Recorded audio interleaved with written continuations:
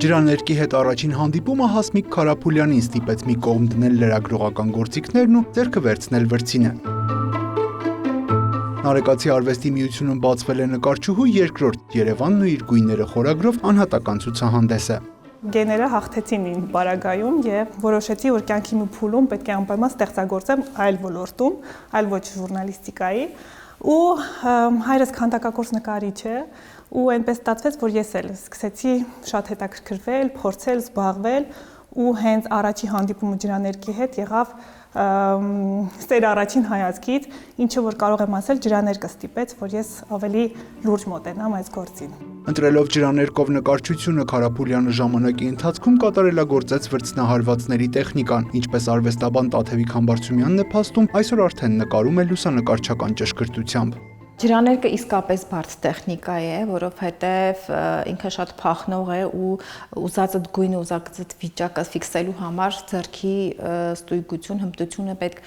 ներկերի քանակը խառնելու, էլի հմտություն, ճաշակ եւ գիտելիք նաեւ իհարկե։ Այս առումով քչերն են, որ նախընտրում են ջրաներկ, բայց ասեմ մի առանձնահատկություն էլ կա, որ ջրաներկին սիրահարվածները այդուհետ դառնում են ջրաներկի երկրպագուն եւ սիրում են խորանալ այդ տեխնիկա։ Երիտասարդ նկարչուհին սիրում է շրջել Երևանի փողոցներով, լուսանկարել գեղեցիկ տեսարաններ, դրանք հետո կտավին հանձնելու համար, երբեմն ստեղծագործում է ոգեշնչվելով հայտնի լուսանկարիչների աշխատանքներով։ Լինում են նաև դեպքեր, որտեղ որ համացանցում եմ գտնում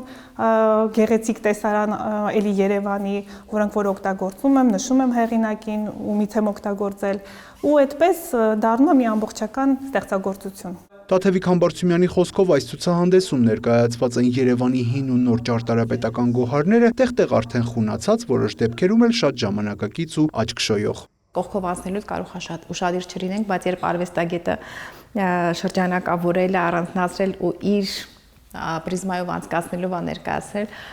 արդեն առանձնանում են եւ կարեւորվում ու ավելի գնահատելի են դառնում բոլորիս համար։ Բոլորս նկատում ենք դա եւ վերարժևորում ենք։ Երևանյան 23 պատմություն Նարեկացի արվեստի միությունում ներկայացված կլինի մինչև մարտի 2-ը։